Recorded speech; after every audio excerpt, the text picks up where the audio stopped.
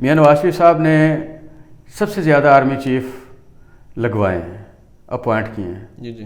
اور یہ ہسٹری ہے کہ انہی آرمی چیفز نے میاں نواز شریف صاحب کو گھر بھیجا. پیپلز پارٹی کا یا پی ٹی آئی کا ساتھ دیں گے تو یہ غلطی ہے. آرمی چیف جو ہے وہ پاکستان کا آرمی چیف ہوتا ہے، وہ عمران خان، نواز شریف، زرداری صاحب یا کسی بھی پارٹی کا آرمی چیف نہیں ہوتا. اگر میں سلیکشن پہ ہوتا تو میں شاید جنرل سیر کو چیف لگاتا اور جنرل عاصم کو چیئرمین جوائنٹ چیف لگاتا. جہاں تک جنرل پرویز مشرف کی بات ہے تو میں جب پی ایم اے سے پاس آؤٹ ہوا تھا سیکنڈ لیفٹیننٹ کے طور پہ، وہ میرے پہلے جی او سی تھے. لیکن اگر کوئی بھی انسان یہ سوچ رہا ہے کہ لانگ مارچ سے حکومت الٹ جائے گی یا کوئی بہت بڑی چینج آ جائے گی تو یہ اس کی خام خیالی ہے. کا قافلہ لے کر ننکانہ سے لاہور جانا اور اپنا آپ منوانا کیسے دیکھ رہے ہیں؟ اگر طارق باجوہ صاحب کو سائڈ پہ کر دیں، پرجیز طاہر 6 بار کے ایم این اے، سڑکوں کی حالت توبہ استغفر اللہ، گلیوں کی حالت استغفر اللہ، صفائی کی حالت استغفر اللہ، کوئی ایک معاملہ ایسا نہیں ہے جہاں پر ہم فخر سے کہہ سکیں کہ ہمارا یا ہمارے شہر کا تعلق یا یہ شہر برجیز طاہر کا ہے. کون آئے گا برجیز طاہر کو ہرانے کے لیے؟ میں خود ایم این اے کا الیکشن لڑوں گا، ایم پی کا الیکشن بھی لڑوں گا. اچھا. بسم اللہ الرحمن الرحیم. السلام علیکم ناظرین، آپ دیکھ رہے ہیں ٹاکرا، میں ہوں اس کا میزبان بلال مبشر. آج ہی نہیں بلکہ پچھلے چند ہفتوں سے سب سے زیادہ جو بات سرگرم تھی وہ یہی تھی کہ کون ہوگا ہمارا اگلا آرمی چیف. اس نے پوری پاکستان کی سیاست کو، صحافت کو، ہر ایک حلقے کو اپنی لپیٹ میں لیا ہوا تھا. ہر ایک شخص اسی موضوع کے اوپر بات کر رہا تھا، اسی شش و پنج میں تھا کہ کون سا ایسا آدمی جو آ کر ہمارا سپہ سالار بنے گا اور پاکستان کی کمانڈ کو سنبھالے گا. کہتے ہیں کہ جو بھی آرمی چیف ہوتا ہے وہی پاکستان کو، پاکستان کے نظام کو اور حکومتوں کو چلاتا ہے. ماضی کے کئی سپہ سالار ایسے بھی گزرے ہیں جنہوں نے حکومتوں پہ قابض ہوئے ہیں اور حکومتیں بھی کی ہیں، آرمی چیف رہ کر اور پھر بطور صدر بھی آ کر حکومتیں کی ہیں. پاکستان نے خوب ترقی کی، جمہوریت کو تو نقصان ہوا لیکن پاکستان نے بے بہا ترقی کی. ماضی کی کئی مثالیں موجود ہیں. نئے آرمی چیف کا تقرر ہو چکا ہے، ابھی تعیناتی کے حوالے سے باتیں چل رہی ہیں. سمری وزیر اعظم صاحب تک موصول ہو چکی ہے، وزیر اعظم صاحب نے صدر صاحب کو بھیج دی ہے، پروسیس تقریباً مکمل ہو چکا ہے. ابھی کچھ ہی لمحات میں کہہ لیں اعلان ہونے والا ہے یا ہو چکا ہوگا جب تک یہ پروگرام نشر ہوگا. تو کئی نام تھے جن کے حوالے سے آج ہم بات کریں گے کہ جو متوقع امیدوار تھے یا جو کینڈیڈیٹ تھے ان میں سے کس کو سلیکشن کیوں اور کیسے ملی. ہمارے ساتھ آج ایک بار پھر موجود ہیں بے باک گفتگو کرنے والی شخصیت. جب 6 ستمبر کے حوالے سے ہم نے پروگرام کیا تو نہ صرف فوج بلکہ سیاست میں بھی انہوں نے ایسے باتیں کی، ایسے انکشافات کیے جو کہ تاحال لوگوں کو سوچنے پر مجبور کیے ہوئے ہیں. میرے ساتھ موجود ہیں لیفٹیننٹ کرنل امانت علی ریٹائرڈ. جناب السلام علیکم. وعلیکم السلام، بہت شکریہ مبشر صاحب. آپ کے ساتھ جب بھی ملاقات ہوتی ہے 8 سال میں جب پلیئر. جی تھینک یو. جی مجھے خوشی ہوتی ہے کہ جب گفتگو کریں اور پھر گفتگو کریں تو پھر پڑھے لکھے بندے کے ساتھ گفتگو کرنے کا جو مزہ آتا ہے نا وہ شاید عام لوگوں کے ساتھ گفتگو کرنے میں آپ کی ذرا نوازی ہے. جی جی کرنل صاحب، چونکہ آپ آرمی میں رہ چکے ہیں، سیاست میں بھی ہیں، تو آپ کو وہ شرف حاصل ہے کہ جو بہت کم لوگوں کو ہوتا ہے کہ آپ خدمت خلق میں بھی پیش ہیں. یعنی کہ 3 کام ماشاءاللہ آپ کر رہے ہیں بزنس کے علاوہ. وہ تو آپ کا ذاتی ہے لیکن 3 کام جو لوگوں کے لیے آپ نے کیے ہیں اور کر رہے ہیں. میں ان تمام کاموں کو مد نظر رکھتے ہوئے کہنا چاہوں گا کہ جو ہمارے نئے آرمی چیف بننے والے ہیں یعنی کہ لیفٹیننٹ جنرل عاصم منیر صاحب، جن کے نام کے ساتھ سید بھی لگ رہا ہے، حافظ بھی لگ رہا ہے، ان کی تعیناتی کے حوالے سے آپ کیا کہنا چاہیں گے؟ جی بلال بھائی، ایکچولی یہ ہم نے کل کرنا تھا انٹرویو اور کل ہوتا تو شاید زیادہ مزے کا ہوتا ہے، بٹ آج بھی یہ ٹاپک اتنی ہی اہمیت کا حامل ہے. جہاں تک تعیناتی کا تعلق ہے جی، میرے خیال میں یہ بیسٹ چوائس ہے. پہلی دفعہ پاکستان میں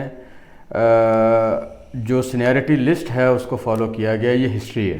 اچھا. ورنہ ہمیشہ دوسرا، تیسرا، چوتھا، 5واں، ایون چھٹا بھی سینیئرٹی پہ جو آفسر ہوتا تھا اس کو سلیکٹ کیا جاتا تھا. یہ ہسٹری میں پہلی دفعہ ہے کہ جو ٹاپ پہ ہے اس کو ٹاپ والا عہدہ دیا گیا اور جو سیکنڈ پہ ہے اس کو سیکنڈ والا عہدہ دیا گیا.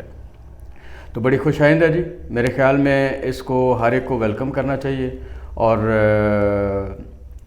اللہ کرے کہ یہ ملک کے لیے اچھا ہو۔ نئی آرمی چیف صاحب کی کون سی ایسی خوبیاں ہیں جن کو مد نظر رکھتے ہوئے سینیٹری کے علاوہ کہ ان کو جو عہدہ ملا ہے؟ دیکھیں جی، جو لیفٹیننٹ جنرل فوج میں بنتے ہیں وہ فائٹنگ آرم کے جو لیفٹیننٹ جنرلز ہیں، میں اس میں دوسری کورز جس میں میڈیکل کور بھی ہے اس کے بھی لیفٹیننٹ جنرل موجود ہیں اس وقت، ان کا ذکر نہیں کر رہا۔ جو فائٹنگ آرم کے لیفٹیننٹ جنرل ہیں ان میں وہ جو ہمارے مثال مشہور ہے، محاورہ ہے 19-20 کا فرق ہوتا ہے، بلکہ اس کو اگر اجازت دیں تو میں مینڈ کر کے کہوں کہ 19.5-20 کا فرق ہوتا ہے۔ سارے پروفیشنل ہوتے ہیں اور سارے محب وطن ہوتے ہیں۔ جو فرق ہوتا ہے وہ ایکسپوجر کا ہوتا ہے کہ جو افسر ہے اس نے کون کون سی اپائنٹمنٹس کی ہیں۔ اگر مجھے کسی وقت کسی دور میں اگر چیف لگانے کا موقع ملے تو میرے پاس 2 ہی چوائسز ہوتی ہیں، اور 2 آفسر ہوتے ہیں جن کے پاس میکسیمم ایکسپوجر ہوتا ہے ہر قسم کا، پولیٹیکلی بھی اور انٹرنلی بھی ایکسٹرنلی بھی، دفاع کے حوالے سے۔ وہ ہیں جو آپریشن برانچ میں رہے ہوتے ہیں، جو ایم او ڈائریکٹریٹ میں رہے ہوتے ہیں، جو سی ڈی ایس میں رہے ہوتے ہیں، اور دوسرے وہ ہیں جو انٹیلیجنس کے حساب سے رہے ہوتے ہیں، جو ایم آئی میں رہے ہوتے ہیں، جو آئی ایس اے میں رہے ہوتے ہیں۔ تو جنرل سیر شمشاد صاحب جو ہیں وہ ماشاءاللہ میں ان کو ذاتی طور پہ جانتا ہوں، بڑے پروفیشنل آدمی، بڑے ڈیڈیکیٹڈ آدمی، بڑے محب وطن آدمی، اور ان کا ایکسپوجر سارا آپریشن ریلیٹڈ تھا۔ وہ ایم او ڈائریکٹریٹ میں بھی رہے ہوئے ہیں، وہ سی جی ایس بھی رہے ہوئے ہیں، وہ کور کمانڈر بھی بڑی امپورٹنٹ کور کمانڈ کر رہے ہیں۔ اور دوسری طرف جنرل عاصم منیر کی بات کریں تو وہ ڈی جی ایم آئی بھی رہے ہوئے ہیں، D G I S C بھی رہے ہوئے ہیں۔ تو دونوں کا ایکسپوجر جو ہے وہ ایکسٹریم ہے، اور دونوں ہی بیسٹ چوائس بنتے ہیں۔ دونوں میں سے کسی کو بھی کسی اپوائنٹمنٹ پہ بھی لگا دیں تو میرے خیال میں پاکستان کے لیے بہت اچھا جی۔ لیکن اگر ہم دوسری طرف دیکھتے ہیں کہ جو ہمارے نئے آرمی چیف جو بننے جا رہے ہیں، چند دن کے بعد تو ان کو ریٹائرڈ ہونا تھا، اب وہ ایک بڑے عہدے پر آ رہے ہیں، تو ان کو ہی کیوں منتخب کیا گیا؟ کسی اور کو بھی تو کیا جا سکتا تھا۔ دیکھیں، اگر اس کا وہ ٹیکنیکلٹی کے حساب سے دیکھیں تو میرا نہیں خیال اس میں اب کوئی ابہام تھا یا ہونا چاہیے۔ یہ ابہام زیادہ تر جو میڈیا ہمارا انفارچونیٹلی 7 بجے سے لے کے رات 12 بجے تک یا 8 بجے سے 12 بجے تک جو میڈیا ٹاکس گرم ہوتی ہیں اس میں تھا۔ جو یہ ایکسٹینشن نہیں ہے، بیسیکلی یہ ریٹینشن ہے، دونوں میں فرق ہے۔ ایکسٹینشن کے لیے آپ کو گورنمنٹ کے پاس جانا پڑتا ہے، قانون پاس کروانا پڑتا ہے، اور جو ریٹینشن ہے یہ تو آلریڈی قانون میں شامل ہے پاکستان آرمی ایکٹ میں، اور وہ تو چیف آف آرمی اسٹاف کی خود پروگیٹو ہے، وہ کسی افسر کو ریٹین کرنا چاہے تو وہ ریٹین کر سکتے ہیں۔ صحیح ہے۔ جو جنرل بایا صاحب کا یہ جو دورانیہ رہا ہے جس میں ان کو ایکسٹینشن ملی، کافی سارے اتار چڑھائے آئے، کئی وزراء اعظم کو انہوں نے ان سے ملاقات کی اور کئی دورے بھی کیے، بے شمار ترقیاتی پروجیکٹ بھی ان کے ہاتھوں سے ہی کل ان کے افتتاح ہوئے ہیں، بے شمار معاملات میں انہوں نے صف اول کے دستے کے طور پر کام کیا ہے، چاہے ملک کے اندر معاملات ہیں یا ملک سے باہر کے معاملات ہیں۔ ان کا یہ جو دورانیہ ہے 6 سالہ دورانیہ، اس کو آپ کیسے دیکھ رہے ہیں؟ دیکھیں جی، جہاں تک سوال کے پہلے پورشن کا تعلق ہے، آرمی پاکستان کی ہے، اور ہم نے حلف اٹھایا ہوتا ہے پاکستان کی اندرونی اور بیرونی سالمیت کا۔ تو جہاں پہ بھی اندرونی اور بیرونی سالمیت، اور یہ کوئی پہلی دفعہ نہیں ہے پاکستان کی، اگر ہسٹری دیکھیں تو چاہے وہ سیلاب ہیں، چاہے وہ زلزلہ ہے، چاہے وہ الیکشن کروانے ہیں، چاہے وہ کہیں فاقہ زدی ہے، کہیں پہ پانی کا مسئلہ آنے کا ہے یا پانی کی کمی کا ہے، تو پاکستانی فوج نے تو ہمیشہ ملک کا ساتھ دیا اور ملک کے حوالے سے وہ کام کیے ہیں۔ وہ اس دفعہ شاید ان کو ٹینور میں زیادہ کرنے پڑے ایکسٹرنلی فارن افیئر کے معاملات پہ، اسپیشلی اکانومی کے حوالے سے جو انہوں نے بیرون ممالک کے دورے کیے اور گورنمنٹ کو سپورٹ کیا، تو یہ پاکستان آرمی کا فرض ہے، جو ان کو ٹاسک دیا جائے گا وہ کریں گے۔ جنرل بایا صاحب نے جو چند دن پہلے تقریر کی ہے، یہ قدر دن ہی ہوا ویسے تو ان کی پوری تقریر میں تو وہ سیاسی گفتگو کرتے رہے، لیکن انہوں نے بعد میں کہا کہ ہمارا یعنی کہ پاکستان آرمی کا سیاست سے کوئی تعلق نہیں۔ یہ باتوں میں اور کام میں تضاد کیوں ہے؟ ایکچولی تضاد نہیں ہے جی، میرے خیال میں جو پاکستان آرمی لوگ کلیم کرتے ہیں، جن کو شاید پورا پتہ نہیں ہے، جو ہم حلف اٹھاتے ہیں کہ ہم سیاست میں حصہ نہیں لیں گے، لیکن اسی حلف کا دوسرا حصہ یہ ہے کہ جب ہم ملک کو داخلی اور خارجی جہاں بھی خطرات لاحق ہوں گے وہاں پہ ہم ان کو پروٹیکٹ کریں گے، چاہے اس میں اپنی جان ہی کیوں نہ چلی جائے۔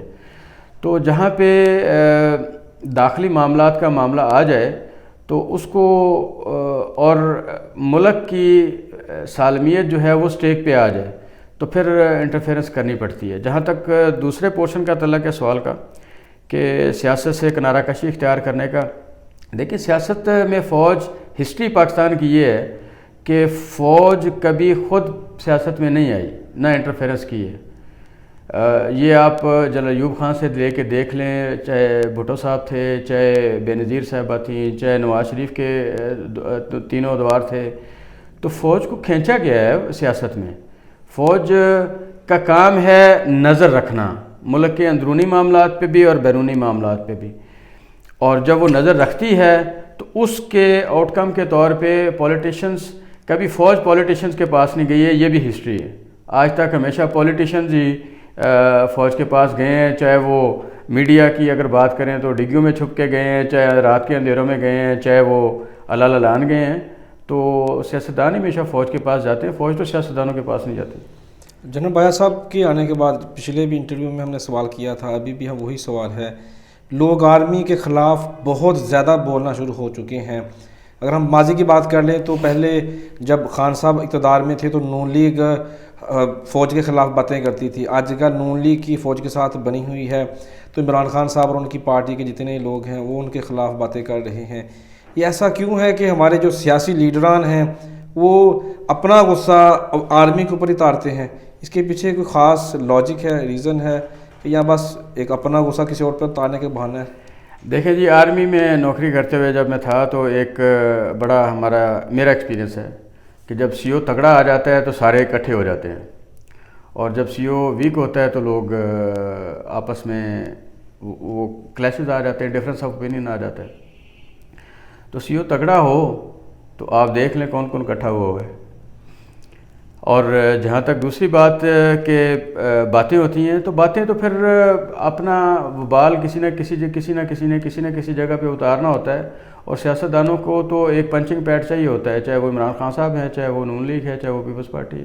صحیح ہے۔ اسمبلی وزیر اعظم سے صدر صاحب کے پاس پہنچ چکی ہے، پہلے تو 6 نام تھے، ابھی انہوں نے 2 نام ہی فائنل کر دیے ہیں۔ آپ کو کیا لگتا ہے کہ صدر صاحب اس کو کس طرح لیں گے؟ میرا اپنا خیال ہے جی، یہ بڑا انٹرسٹنگ سوال ہے۔ میں اگر عمران خان کو مشورہ دے سکتا ہوں اور اگر میرا بات ان تک پہنچ سکتی ہے تو میں تو کہوں گا اس کو منوان قبول کر لیں، اور اس کی بڑی دلچسپ وجوہات ہیں، میں 2-3 آپ کے ساتھ شیئر کرتا ہوں۔ میاں نواز شریف صاحب نے سب سے زیادہ آرمی چیف لگوائے ہیں، اپوائنٹ کیے ہیں، جی، اور یہ ہسٹری ہے کہ انہی آرمی چیفز نے میاں نواز شریف صاحب کو گھر بھیجا، یا ان کی وجہ سے میاں صاحب گھر گئے۔ ٹھیک ہے۔ تو یہ جو ہے نا کہ جی میاں صاحب کی اپوائنٹڈ یا نون لیگ کے اپوائنٹڈ چیف جو ہیں وہ شاید پیپلز پارٹی کا یا پی ٹی اے کا ساتھ دیں گے، تو یہ غلطی ہے۔ اور پھر یہاں پہ دوسری انٹرسٹنگ بات یہ ہے کہ انہی جنرل باجوہ صاحب کو عمران خان کے دور میں ایکسٹینشن ملی تھی، ایسا ہی ہے، تو عمران خان صاحب بھی رو رہے ہیں۔ تو اس کا مطلب یہ ہے، لب لباب یہ ہے کہ آرمی چیف جو ہے وہ پاکستان کا آرمی چیف ہوتا ہے، وہ عمران خان، نواز شریف، زرداری صاحب یا کسی بھی پارٹی کا آرمی چیف نہیں ہوتا۔ وہ دیکھے گا ملک کا انٹرسٹ، دیکھے گا داخلی طور پہ بھی خارجی طور پہ بھی، اور اس کے حساب سے فیصلہ کرے گا۔ اور دوسری چیز کہ جس مبینہ واقعے کے بعد کہا جا رہا ہے کہ شاید عمران خان صاحب کو جنرل عاصم منیر پسند نہیں ہوں گے، میرے خیال میں اگر اس کا دوسرا رخ دیکھا جائے تو وہ بڑا پازیٹیو ہے، اور وہ یہ ہے کہ اگر ایک D G I S I ایک سٹنگ پرائم منسٹر کو جا کے کہہ سکتا ہے کہ یہاں پہ معاملات خراب ہیں اور جن کا آپ کی ذات یا آپ کے گھر کے ساتھ تعلق ہے، تو اس سے زیادہ مخلص اور اس سے زیادہ دلیر آدمی تو ممکن نہیں ہوتا۔ اور جو سٹنگ پرائم منسٹر کو کہہ سکتا ہے کہ یہ ہو رہا ہے غلط، وہ کل کیسے ایک ڈیزرٹر نواز شریف کے حق میں وہ بات کر دے گا جہاں پہ مقابلہ آ جائے گا پاکستان کے فائدے کا اور کسی پارٹی کے فائدے کا۔ تو یہ بات اگر سمجھ میں آ جائے پی ٹی آئی کو، اور عمران خان صاحب کو، تو میرے خیال میں عمران خان صاحب کو ویلکم کرنا چاہیے اور اس کو بہت خوش دلی سے قبول کرنا چاہیے۔ صحیح ہے، کہتے ہیں چونکہ آپ کا سیاست سے تعلق ہے تو جس طرح وزیر اعظم جو ہمارے موجودہ ہیں وہ کوئی بھی فیصلہ کرنا ہو تو اس کے مشاورت کے لیے لندن چلے جاتے ہیں، جس طرح یہ پچھلے دنوں گئے، پھر وہاں سے واپس آ کے انہوں نے آتے ہی اعلان کر دیا کہ ہمارا یہ نیا آرمی چیف ہوگا۔ اگر صدر عارف علوی خان صاحب کے پاس جاتے ہیں تو پھر جو موجودہ حکومت ہے اور جو کہہ لیں کہ میڈیا ہے ان کا رخ پورے کا پورا صدر عارف علوی کے خلاف ہو جاتا ہے کہ وہ کیوں خان صاحب کی طرف جا رہے ہیں۔ موجودہ وزیر اعظم جب وہ لندن جا کے مشورہ کرتے ہیں، اگر صدر رضوان پارک میں جا کے خان صاحب سے مشورہ کرتے ہیں، دونوں میں فرق کیا ہے؟ دیکھیے جی، فرق تو زمین آسمان کا ہے قانونی طور پہ اور اخلاقی طور پہ۔ عمران خان صاحب کا صدر صاحب سے اور صدر صاحب کا عمران خان صاحب سے مشورہ کرنا بالکل قانونی حق ہے، آئینی حق ہے اور اخلاقی حق ہے، کیونکہ وہ ایک پارٹی کے ہیں۔ ہاں، اگر صدر صاحب کوئی ایسا فیصلہ کریں جو پارٹی کے حق میں ہو اور ملک کے لیے نہ ہو تو میں اعتراض کروں گا۔ جہاں تک دوسری بات ہے جو لندن میں جا کے فیصلہ کرنے والی بات ہے، اس وقت as of today Mian Nawaz Sharif صاحب ایک کنوکٹڈ آدمی ہے، مفرور آدمی ہے۔ اگر ان کے ساتھ جا کے مشورہ کیا جا سکتا ہے تو پھر ایم کیو ایم کے سابقہ سربراہ جو ہیں وہ تو پھر ٹھیک کلیم کرتے ہیں کہ جی کل جب میرے ساتھ لوگ مشورہ کرتے تھے تو لوگوں کو اعتراض ہوتا تھا، تو آج جب مشورہ ہو رہا ہے تو پھر کوئی اعتراض نہیں ہے۔ تو میرے خیال میں کسی بھی انسان کو جب تک وہ عدالت سے مفرور ہے، جب تک وہ عدالت سے کنوکٹڈ ہے، وہ لندن میں ہو، وہ چاہے میاں چنو میں ہو، اس کے ساتھ جا کے مشورہ کرنا یہ نہ اخلاقی طور پہ ٹھیک ہے نہ سیاسی طور پہ ٹھیک ہے۔ صحیح، نئی آرمی چیف کے آنے کے بعد کم از کم کچھ حد تک جو ہے وہ خبریں رک جائیں گی، آرمی چیف کا جو تنازع بنا ہوا تھا وہ ختم ہو جائے گا۔ کیا اس سے سیاسی بحران جو پاکستان میں اس وقت آ چکا ہے اس سے کوئی بھی فرق پڑے گا؟ سیاسی بحران کا خاتمہ ہوگا یا نہیں ہوگا؟ دیکھیں، جہاں تک پہلا پورشن ہے کہ آرمی چیف کی تعیناتی پہ بڑا بحران تھا، تو میرے خیال میں بحران جو تھا وہ زیادہ تر میڈیا کا کریٹڈ تھا، کیونکہ میڈیا نے اپنے آپ کو بیچنا ہے اور انہوں نے وہ بریکنگ نیوز پیدا کرنی ہے۔ آن گراؤنڈ شاید اتنا یہ بحران نہیں تھا اور بڑی چیزیں سموتھلی مجھے نظر آ رہی تھیں اور اسی طرح ہی ہو گئی ہیں۔ جہاں تک سیاسی بحران کی بات ہے کہ اس کا آرمی چیف کی تعیناتی کے بعد یہ ڈائی ڈاؤن ہوگا یا نہیں ہوگا، میرے خیال میں یہ چلے گا ابھی، کیونکہ عمران خان صاحب کا یو ٹرن بڑا مشہور ہے اور وہ اگر اگلا یو ٹرن لے لیتے ہیں تو پھر ان کی بھی سیاسی موت قریب آ جائے گی۔ اور دوسری طرف اگر پی ڈی ایم کی جماعتوں کی بات کریں، اگر وہ اپنے آپ کو خاموش کر لیتی ہیں اور اس پہ ٹھنڈے ہو جاتے ہیں تو پھر اگلے الیکشن میں ان کے لیے جانا بڑا مشکل ہے، تو یہ چلے گا میرے خیال میں تھوڑی صحیح ہے۔ تو نئی آرمی چیف کے پیچھے امریکہ کا کتنا ہاتھ ہے؟ میرا نہیں خیال امریکہ کا ہاتھ ہوتا ہے۔ یہ مسکنسیپشن ہے کہ امریکہ جو ہے وہ آرمی چیف لگواتا ہے یا کچھ اپائنٹمنٹس کے اوپر امریکہ جو ہے وہ ان پہ انفلوئنس کرتا ہے۔ انڈائریکٹلی ہو سکتا ہے کسی حد تک، لیکن یہ اس طرح نہیں ہے جس طرح عام عوام میں سوچا جاتا ہے۔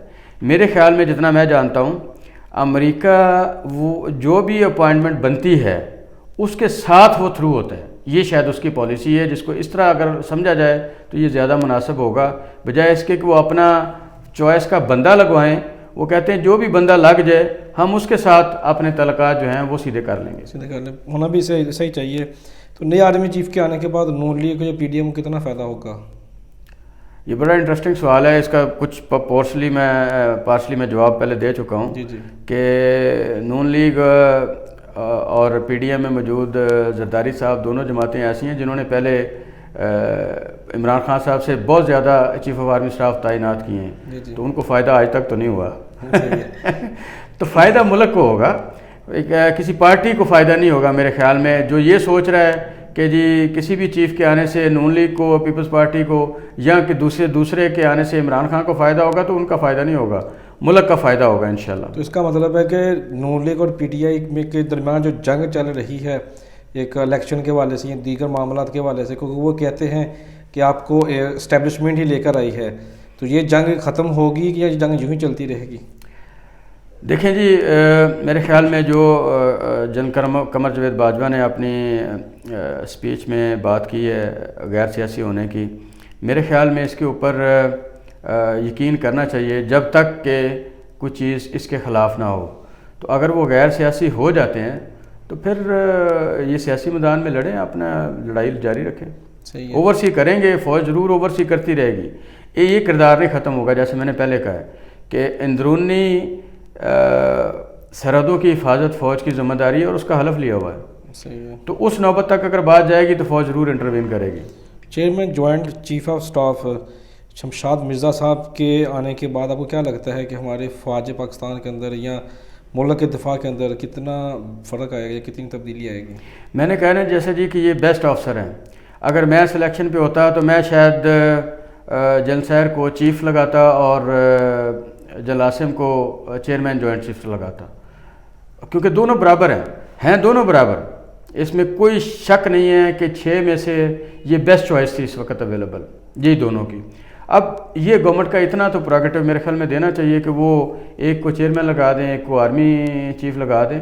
اس میں کوئی اتنا بڑا مسئلہ نہیں ہونا چاہیے. اگر افغانستان کے معاملے کو دیکھیں تو اور بطور ISI چیف جتنا کردار, اچھا کردار, مثبت کردار جنرل فیض حمیدی نے کیا تھا, اگر وہ آتے جو کہ پہلے ہی انٹرنیشنل لیول پر اسٹیبلشمنٹ کو اور حکومت کو سمجھ چکے ہیں, انٹرنیشنل معاملات کو ڈیل کر چکے ہیں, اگر جنرل فیض حمید آتے تو پھر کتنا فرق پڑتا؟ دیکھیں جی, جس حوالے سے افغانستان کے حوالے سے آپ بات کر رہے ہیں اس میں ISI سے زیادہ MI کا رول ہوتا ہے. تو MI کی اپوائنٹمنٹ تو نئے چیف نے پوری گزاری ہے, تو ان کی فنگر ٹپس پہ ہیں ساری چیزیں, internally externally as far as Afghanistan یا خطے کی جو صورتحال ہے اس سے متعلق. اور جہاں تک ISI کے ایکسپوجر کا تعلق ہے تو ان کا جو ایکسپوجر ہے چاہے کم ہے, لیکن وہ کمبائنڈ ود MI کا ایکسپوجر میرے خیال میں اگین وہ ہی از بیسٹ سوٹڈ. صحیح. اگر ہم ماضی کے 3 بڑے جنرلز کی بات کر لیں, جنرل مشرف بیسٹ اسپیکر, کسی بھی شخص کو لتاڑنے میں, میڈیا کے سامنے بے باک گفتگو کرنے میں اور بڑے بڑے خطرناک سوال کو ایسے ہنسی میں اڑا دینے والی شخصیت مشرف صاحب. پھر رحیل شریف صاحب آئے, ان کی آواز میں اتنا دبدبا تھا, جب گفتگو کرتے تھے تو ایک انداز ہوتا تھا, لوگوں کے اوپر سحر طاری ہو جاتا تھا. شخصیت کا بھی, ان کی آواز کا بھی پھر ایک وہ بھی روب رہتا ہے. ان کے اندر ایک جلال تھا کہ بعد میں جیسے ہی وہ گئے ہیں تو 40 ملکوں کا جو اسلامی ممالک تھا, ان کی جو کانفرنس بنی, جو ان کی ٹیم بنی, اس کے سپہ سالار بنے, سعودیہ میں چلے گئے. جنرل باجوہ کا ایک بڑا اثر و رسوخ رہا ہے, چاہے وہ CPAC کے معاملات ہوں یا دیگر معاملات ہوں. تو آپ کو کیا لگتا ہے کہ جو سابقہ 3 جو ہمارے جنرل گزرے ہیں چیف آف آرمی اسٹاف, اگر ان کے ساتھ اگر موازنہ کریں تو عاصم منیر صاحب کہاں پر کھڑے ہیں؟ دیکھیں جی, جہاں تک جنرل پرویز مشرف کی بات ہے تو میں جب PMA سے پاس آؤٹ ہوا تھا سیکنڈ لیفٹیننٹ کے طور پہ, وہ میرے پہلے GOC تھے اور میں ان کو ذاتی طور پہ بھی پسند کرتا ہوں, ایز اے لیڈر بھی پسند کرتا ہوں, ایز اے کمانڈر بھی پسند کرتا ہوں, اور ایز اے ہیومن بینگ بھی پسند کرتا ہوں. ایکسیپشنل آدمی تھے اور وہ ایکسیپشنل ہی ہوتے ہیں, کمپیئر نہیں کیا جا سکتا. پھر دوسرا نام جو آپ نے لیا, ان کے ساتھ ایک لیگیسی ہے شہداء کی, ان کے خاندان کی, اور ان سے بھی میں ذاتی طور پہ مل چکا ہوں, اور جو ان سے بات چیت ہوئی, جو ان کا ایکسپوجر تھا, ونڈرفل افسر. باجوہ صاحب کی بات جب آپ نے کی تو دیکھیں, ایک چیف آف آرمی اسٹاف کے پیچھے اسٹرینتھ جو ہوتی ہے وہ اس کے خاندان کی نہیں ہوتی, وہ اس کی پرسنالٹی کی نہیں ہوتی, وہ پوری آرگنائزیشن کی اسٹرینتھ ہے اس کے پیچھے. جی. اگر میں اس رتبے پہ جا کے, میں نے کہا نا کہ لیفٹیننٹ جنرل میں 19-20 بھی نہیں, 19.5-20 کا فرق ہوتا ہے. تو وہ جو 19.5-20 کا فرق ہے, وہ جب آرمی چیف بنتا ہے بندہ, پیچھے پوری آرگنائزیشن کی اسٹرینتھ ہوتی ہے, پیچھے پوری بریفنگ ہوتی ہے, پیچھے پورا نالج ہوتا ہے, پیچھے پوری ورکنگ ہوتی ہے, تو میرے خیال میں سب برابر ہو جاتے ہیں ایز اے آرمی چیف. شخصیت کے طور پہ جو 19.5-20 کا فرق ہے وہ انسان اور بھائیوں میں بھی 2 میں ہو جاتا ہے. واپس آتے ہیں تھوڑا سیاست کے حوالے سے بات کریں تو خان صاحب نے لانگ مارچ شروع کیا, پھر قاتلانہ حملہ ہوا. قاتلانہ حملہ کے بعد گولیوں کے نشانے کے اوپر کافی تنقید ہوئی. خان صاحب نے لانگ مارچ روک دیا, پھر شروع کیا لیکن خود نہ چلے. ابھی پھر انہوں نے 26 تاریخ جو ہے نا اناؤنس کر دیا کہ 26 تاریخ کو پھر لانگ مارچ کے لیے نکلیں گے. اور پھر پتہ نہیں کیا کیا کچھ ہوگا. پھر خان صاحب وہاں پہ جا کے تقریر بھی کریں گے. ابھی آج کل چونکہ ویل چیئر پر ہیں, تو آپ کو کیا لگتا ہے کہ لانگ مارچ کا خان صاحب کو اب کوئی فائدہ ہوگا؟ دیکھیں جی, لانگ مارچ کا پولیٹیکلی تو عمران خان صاحب کو فائدہ ہوگا, کیونکہ انہوں نے پولیٹیکلی پاکستان میں اپنی پالیٹکس کو زندہ رکھنا ہے. لیکن اگر کوئی بھی انسان یہ سوچ رہا ہے کہ لانگ مارچ سے حکومت الٹ جائے گی یا کوئی بہت بڑی چینج آ جائے گی, تو یہ اس کی خام خیالی ہے. ہماری پاکستان کی ہسٹری کو تھوڑا سا دیکھنا چاہیے. ہماری یادداشت کمزور ہے. بہت بڑے بڑے لانگ مارچز ہوئے.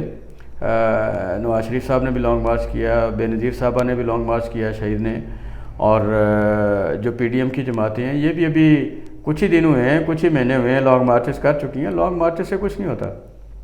لانگ مارچز سیاست میں زندہ رہنے کے لیے ضروری ہوتے ہیں. گورنمنٹ نہیں پلٹ سکتے یا چینج ہو سکتی لانگ مارچ سے.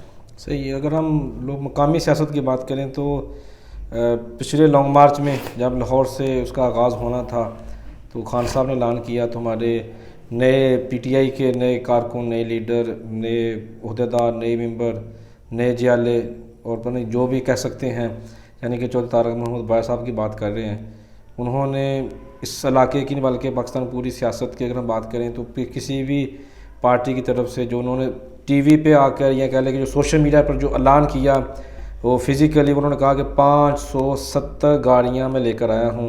خیر 570 تو نہیں ہو سکتی, 150 کے 250 کے قریب گاڑیاں ہوں گی. زیادہ سے زیادہ اتنی گاڑی ہمارے علاقے میں ہی نہیں ہے جتنی گاڑی انہوں نے کہہ دی. بہرحال ہم اس طرف نہیں جاتے, بات آگے نکل جائے گی.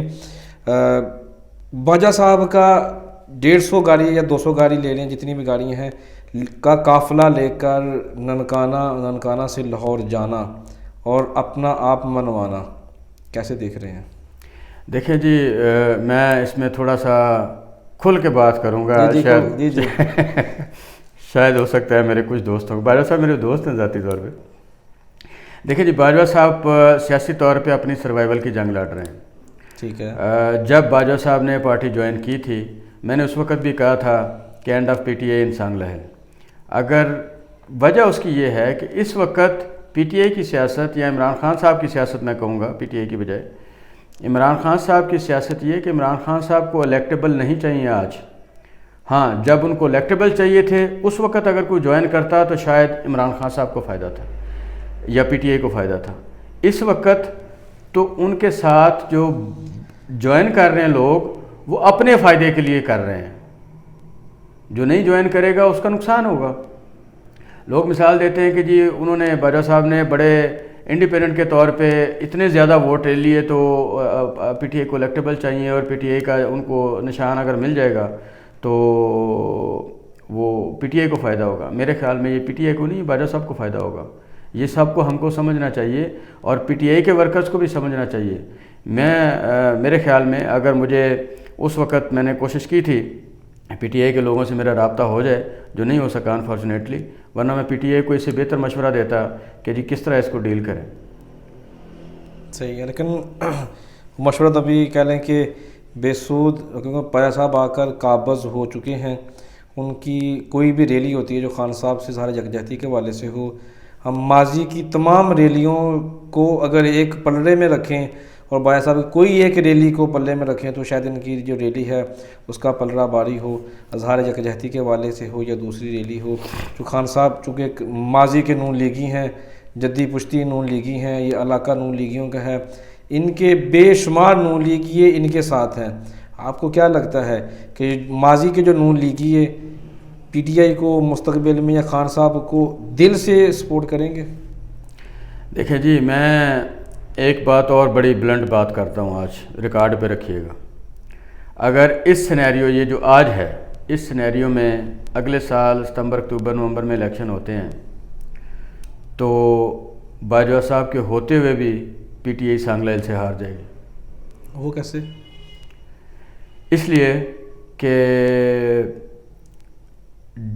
جو انٹرسٹ باجوہ صاحب کا ہے وہ پی ٹی آئی کا نہیں ہے. تھوڑا فرق بتا دیجیے گا تاکہ پھر ہم بات کو آگے لے کے چلیں. دیکھیں جی, فرق یہ ہے کہ باجوہ صاحب کے آنے سے پہلے بھی پی ٹی آئی میں دھڑے تھے, یہاں پہ جی چھوٹے چھوٹے دھڑے تھے جو عمران خان صاحب کے یا पंजाब लेवल की पीटीआई की लीडरशिप या इवन डिस्ट्रिक्ट ननकाना की पीटीआई की लीडरशिप के एक दबके से सीधे हो सकते थे। बाजवा साहब के आने से मामला थोड़े से बढ़ गए, लेवल बढ़ गया। अच्छा, अब वो अगर बाजवा साहब खड़े होते हैं तो जो ज़िले लेवल के दबके से सारे साथ हो सकते थे, इकट्ठे मिल सकते थे, अब वो पंजाब लेवल या शायद नेशनल लेवल के दबके से जाके सीधे करने पड़ेंगे, तो काम तो मुश्किल हो गया। सही है। तो बाजवा साहब का इंटरेस्ट क्या है और पीटीआई का इंटरेस्ट क्या है? बाजवा साहब का इंटरेस्ट अपनी सियासत है जी, इक़्तिदार है और हर एक का होना चाहिए, हक है, इसमें कोई बुरी बात नहीं है। लेकिन जब आप उसको किसी पार्टी के साथ क्लैश करते हैं और वो क्लैश में आ जाता है तो फिर वो उसकी मैं बात कर रहा हूँ। इसमें बाजवा साहब बिल्कुल गलत नहीं है, ये उनका हक है, उनको वो इलेक्शन में जाना चाहते हैं, वो इलेक्शन लड़ चुके हैं, वो इलेक्शन जीतना चाहते हैं। तो वो जीतना चाहते हैं, जब वो जीतना चाहते हैं बाय हुक एंड क्रोक और इस्तेमाल वो करते हैं पीटीआई को, तो उसको मैं बात को उस पर तनकीद कर रहा हूँ। क्योंकि जब पीटीआई को ज़रूरत थी तो उस वक़्त किसी ने नहीं ज्वाइन किया, और जब अब पीटीआई को ज़रूरत नहीं है, अब तो ज़रूरत ये बाजवा साहब की है, तो फिर ये बात माननी चाहिए। पीटीआई वर्कर को भी समझ आ जाएगी, अगर आज नहीं आई तो कल आ जाएगी। और जब ये समझ आ जाएगी कि ये ज़रूरत पीटीआई की नहीं थी, ये ज़रूरत बाजवा साहब की थी, तो फिर ये धड़ेबंदी और मज़ीद बढ़ जाएगी। माजी में तो काफ़ी सारे धड़े थे, अभी 2 धड़ों में पाकिस्तान तहरीक इंसाफ की जो लीडरशिप है वो जमा हो चुकी है। एक बाजवा ग्रुप है जिसमें मियाँ ज़फ़रुल्लाह और कह लें कि दिखने में स्टार रंधावा, अरशद नज़ीर और साथ में कह लें कि मुतसफ़ संधू हमें नज़र आते हैं। दूसरी तरफ चले जाएं तो कह लें जो स्टेक होल्डर्स जिनमें अरशद शाही हैं, मियाँ आतफ़ हैं, तारा सईद गुम्मन साहब हैं, शहबाज मुख्तार भट्टी हैं, वो हमें उस तरफ नज़र आते हैं, और भी अफराद हैं वो उनके उस ग्रुप में नज़र आते हैं। एक दूसरे के ख़िलाफ़ हम देख रहे हैं। ब्रिगेडियर एजाज शाह साहब के पास कल बिलाल विर्क की भी जो है ना मुलाकात हुई है, नशिस्त हुई है, वहाँ पर दीगर सारे लोग मौजूद थे मासवाए बाजवा साहब के। इस हलके में जिस तरह आपने कहा कि दबके से सहम जाते थे और दबका चलता था, रोब था, रिस्पेक्ट थी। अब बाजवा साहब जब अगर ज़िले लेवल पर नहीं बैठेंगे, पार्टी के जितने भी अहदेदारान हैं तहसील लेवल के, सिटी लेवल के, जब बाजवा साहब के डेरे पर आकर नहीं बैठेंगे तो बाजवा साहब पीटीआई में कैसे सर्वाइव करेंगे? ये अब आप उस जगह पे पहुंचे हैं जिसका मैं पिछले सवाल के जो हमें आपको इशारतन बात की, यही बात है। देखें, इस वक्त पीटीआई में फिर बार बार मैं मुख्तसरन इसको कूजे में बंद करना चाह रहा हूँ कि इस वक्त बाजवा साहब की ज़रूरत है पीटीआई की ज़रूरत बाजवा साहब नहीं है। ये बात पीटीआई के वर्कर को जिस दिन समझ आ गई, पीटीआई का वर्कर फिर दोबारा इकट्ठा हो जाएगा जो पुराने पीटीआई के वर्कर्स हैं उनके साथ। मियाँ ज़फ़रुल्लाह साहब के साथ पिछले दिन होने वाले इंटरव्यू में सवाल कर चुका हूँ, क्योंकि वो पहले गवर्नर पंजाब को लाना चाहते थे चौधरी सरवर साहब को, फिर पूरे हलके का विजिट करवाया। खैर वो गवर्नर साहब चूँकि ना गवर्नर रहे ना पीटीआई वाले रहे, वो किसी और पार्टी में चले गए, गवर्नरशिप भी जाती रही, अब वो तो वापस आने से रहे। फिर उनको लगता है कि मुस्तकबिल का बर्जीस का कंपटीटर या बर्जीस को हराने वाला जो शख्स है तारक बाजवा ही है।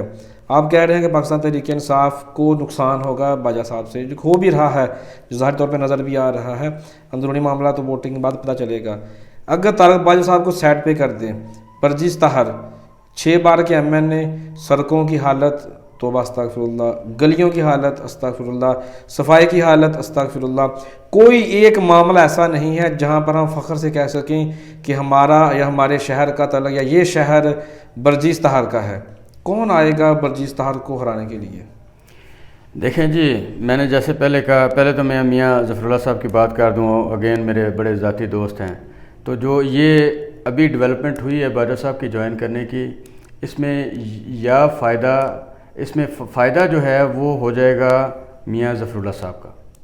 मियाँ ज़फ़रुल्लाह साहब ने अपनी सियासी गेम की है। अभी आई डोंट नो बाजवा साहब कितने के सियासी हैं कि समझते हैं कि नहीं समझते हैं। इसका एक बैकग्राउंड है, कभी किसी दूसरी नशिस्त में बात करेंगे।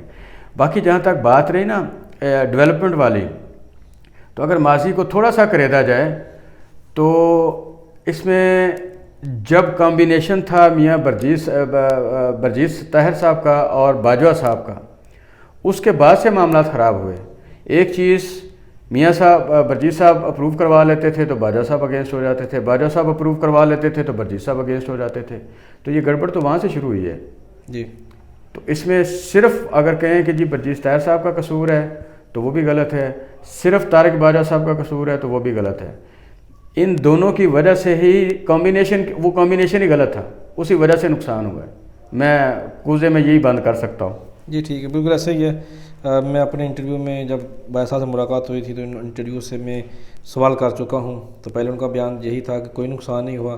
پھر وہ مان بھی گئے، چونکہ ہمارا کام جرنلسٹ ہیں تو سوال کو دوسری طرف گھما کے لائے، تو پھر وہ مان بھی گئے کہ واقعی ان کے اختلاف سے سانگلے ہل کو نقصان ہوا ہے. ان کے یہ الفاظ آج بھی میرے یوٹیوب چینل پر موجود ہیں کہ ان کے اس اختلاف سے سانگلے ہل کو نقصان ہوا ہے. کیا لوگوں کو مستقبل میں ان دونوں میں سے سلیکٹ کرنا چاہیے یا تیسرے بندے کو سلیکٹ کرنا چاہیے جو ہمارا مسیحا ہو، جو ہمارے حلقے کے مسائل کو حل کرے؟ اگر ہوگا تو وہ کون ہوگا؟ میرے خیال میں جی یہ تو جب الیکشن قریب آئے گا اور جو کینڈیڈیٹ اپنے نامینیشن پیپر فائل کریں گے اس وقت ہی بتایا جا سکے گا کہ تیسرا ہے یا نہیں ہے کوئی. اگر تو کوئی ہے تو اس کو دیکھا جائے گا، اگر نہیں ہے تو پھر اندھوں میں کانا راجا والی بات ہے، وہ پھر چوائس کرنی پڑے گی عوام کو. ظاہر اگر میں چند نام لے لوں جو آج تک کی ہم بات کریں، جو ایم این اے کے امیدوار ہیں، رانا ارشد ہیں نون لیگ سے ہی، برجیت طاہر بھی نون لیگ سے ہی ہیں، شہباز مختار بٹی پی ٹی آئی سے ہیں، میاں عاطف پی ٹی آئی سے ہیں، پھر ان کے بعد آ جاتے ہیں تو باجوہ صاحب بھی پی ٹی آئی سے. یہ تینوں لوگ ایم این اے کے امیدوار ہیں پی ٹی آئی سے، اور دو لوگ ادھر سے ہیں کہہ لیں کہ نون لیگ سے. پھر تحریک لبیک پاکستان آ جاتی ہے، پھر ان کے بھی لوگ ہیں. تو یہ 6-7 لوگ ہی ہیں جو ایم این اے کے امیدوار ہیں.